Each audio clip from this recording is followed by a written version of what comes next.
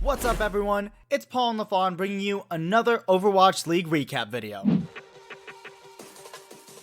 And I wonder if we're going to see the ultra flank style play or some of this ground echo play we've seen from some more conservative players. There's the flank by Nevix. Yeah, turns out Beam does a lot of damage, Hex. I don't really want to tell you there. Nevix just kind of melted. Even the shields, of course, the Beam does actually do the increased damage to shields that are under 50%, by the way. It's not just health bars. There goes Edison, though, but Kodak's going to quickly clean that one up. Cap for the Rain. He's still trying to set up here. Of course, they have almost switched sides. Paved the way to start off with. Kariv does end up taking it out, however, but Rain buying a lot of time here.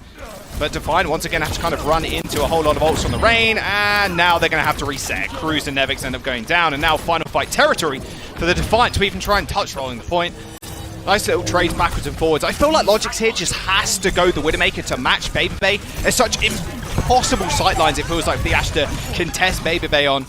Another kill for the Rain as Beast ends up falling down as well. No real reset here for the Defiant. They're still fighting, bleeding out for the last final moments here. Still collecting kills. Okay. Cleaning up. Yeah, it's really impressive to see him come back in and play this. They're wasting so much time. There's going to be the flux up in the air. The rest of them are going to be able to scurry back into spawn. Defiant still have the spawn advantage, of course, as Rain are right on top of them. Eventually, they are cleaned on up. Not before they do burn a couple of ults away from the Defiant, to be fair, but Defiant at least have racked up a couple of their own going on to the point. Now 80% and building. Unless they come back really quickly. No Lucio, of course. Maybe they get the cap here. Kariv's a great player, but it's been two of the saddest uses of Transcendences you'll ever see in Overwatch. One on Mecha Base trying to zoom to the point. That didn't happen. Two, using it in your own spawn just to get out. Oh, that hurts. Feels bad to just watch even, but they're back on the points. 12% and counting up, but they got to ace it. They got to play perfect the rest of it. They're going to start with Supercharger. Yes, they are. Edison now trying to find a flank onto the backline. He's taking a little bit of damage for Bebe, almost with a perfect angle. I say that as Zig was on the sideline trying to take him out. Transforms into the Sigma, but can he get anything done? Immortality Field's absolutely huge from Dogman, keeping everybody alive from the Nevix flank. There's also going to be a copy available for the Echo. Right now, if you're Toronto, you just got to worry about getting someone actually on the point this time. Yeah, Hawk's actually going to go in melee range. It's the monthly melee after all. There is the Transcendence coming through from the Zen to keep everybody alive on the point. At least Baby Bay is down. A good sign for Defiant, but they need a few more picks. Hawk's in the back line doing his best Tracer impression on the flank. Fluxing Kariv in the back line. The Rain now swarming the point as Defiant are going to get cleaned up. Hawks with a final Flux to finish it all off, and Rain go 1-0 up in the series. This team fight is now really just going to fall apart. Dogman and Gator go down though, however, as Logix kind of takes over the game. I eat my own words just a little bit. Kariv uses the Coalescence at the end of the fight to finish off Baby Bay and pick off Kodak. In the side note, I take that back. He actually finishes him off just in time with the help of Edison, but rather quick spawns though for the Rain, so they should be able to get back to the point just before the Defiant. It's going to open up with the Coalescence to force them through. Hammer down, straight on the floor. That's two people at least on their back. Self-destruct coming out as well. Transcendence, what is going on? There's so much healing though as the beat comes through from the Defiant. Double kill with a self-destruct. My word, Beast could barely see anything in that team fight, but he was just swinging and doing the damage, what was important. Transcendence there from Kodak to try and save themselves from the kind of destruction and onslaught that the Defiant brought forward. Look at this. Oh, he's not frozen. He's just outside the Blizzard range. He's now transported into the May. Can he get a Blizzard off? I don't think so. Edison gets taken out, but they do trade DPS for DPS, and now even more so. The May's falling left, right, and center. Zig did the damage though. The Blizzard was what they really needed. They can still potentially hold it here as Beast does have Shadow and Logix with the Beyblade. He is going to jump straight in, lifted up into the air as the Sigma tried to go for something rather cheeky. Hawk went for the flank, but ends up getting killed off by the Reaper ult at the end of it all. Still a lot of time burnt off here, the Defiant. This is not a bad look for them whatsoever. The car was moving back all this time as well, so they actually gained way more than what it seemed as face value. Clone, can he get the May here? I can imagine that's going to be the priority target. Although he changes over to Edison, this might be a little bit better though. There's the pin, he's got Shadow Online as well. 360 Shadow to the ground. That Blizzard really carved the way there for the Rain to kind of set up for this one. Edison's not going to get another ult, I can imagine. Although he's still swinging. Tell a lie, yes he is. On the floor yet again. Moira goes on her back, and now they just focus beam her down. Edison just on an absolute tear this entire series. Hawk is going to make sure everybody else can't get up either, throwing rocks left, right, and center. Defiant falling back to their spawn. Still pushing pedal to the metal as they do, again, use that supercharger to kind of force themselves forward. Regardless of how many people they have down, they still want to use it. Beautiful weep by Hawk as well. That's one major tool now down for the Defiant. They're going to be able to regroup as 6 as Cruz opens up the window but can't get much done. Dogman finds 2 as the Immortality Field is going to save the Rain as they do push around the corner. And in fact, no one from the Defiant ended up touching. To be fair, even though I wasn't looking at the payload, because in my head I'm like, okay, they're just slowly creeping it up. Someone is contesting. But with a Pharah, that you can kind of just ignore it. If you're going to run the composition Toronto is, nothing shoots up here. Right? Like maybe Nevix is supposed to go deal with it, maybe Kareev is supposed to deal with it, but for the most part, this is a ground and pound offense, and they need to be pushing in as quickly as humanly possible and running back.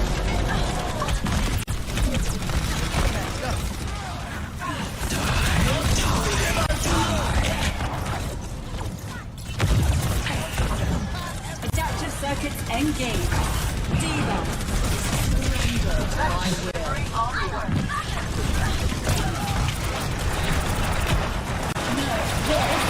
In time, a very good start to the round. Yeah. In my opinion, it's the best point in the game to hold that's not an actual point of the game. It's always been really brutal if a defense can get into the position there. Baby Bay, knowing that he doesn't need the wall to get through there anymore, and now that the map opens up a little bit, is going to go to the McCree instead. And this is very likely to try to stun out a Death Blossom, a Shatter, or even a May Blizzard animation. The flashback can actually just win you fights here. For the Rain, Ice blocked and Wraith walked for the Defiant, so no one actually ended up getting caught with that. Beat forward though, oh my word, look at Logix. He's going to set himself up for a perfect Death Blossom here, you can imagine. Hawk is going to go down, Zik as well. Zik did end up using the Blizzard Impact, maybe Eaton, I'm not entirely sure. But it doesn't matter. One of the reasons that you're running more res so that you definitely have ultimates before the other team on these offensive pushes. And Kareev has worked his way up to the Coalescence, and I think he fired Edison because he might have a second one before the other. So much terrain everywhere at this point. Edison's going to be able to earn Blizzard rather quickly now. Defiant, what are they going to really do about it? They've got and used cold already. Cruz potentially has beat. But, you know, everybody's going to be able to skirt out just in time. Ice block launching in that Blizzard. Doesn't really find all too much. Everybody was able to scooch out of it ever so slightly. Uh-oh, the anti-synergy. Edison tried to go for the charge there, but everybody lifted up high in the sky. Cruz already using the beat, and now everybody's so vulnerable to Edison's beam. The shadow on the ground, though, is going to be big. Everybody's on the floor. Logix with 3. That's what you want to see. Make that a 4th as Dogman goes down as well. The Defiant finally, after 3 and a bit minutes, managed to hold on forever. You do have spawn advantage, of course. This is a good start, though. The wall's actually already been used, so the Defiant could make use of this. Nevix with a self-destruct in the back. Can he find anything? Logix is going to fall.